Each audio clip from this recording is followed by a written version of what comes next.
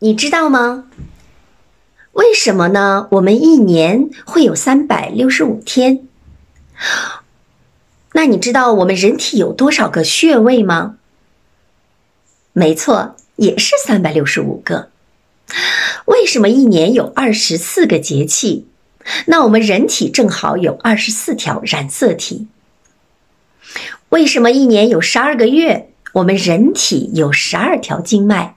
为什么一年有4季？人体正好有4肢。为什么天有28星宿？我们人正好有28节手指。一周有7天，人有7窍。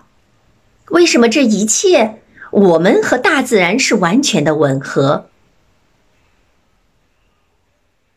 没错，我们本身就是因天地之气而生，这也就是宇宙的能量，这也就是宇宙的规律，天人合一的磁场，这也是与丰盛同频的磁场。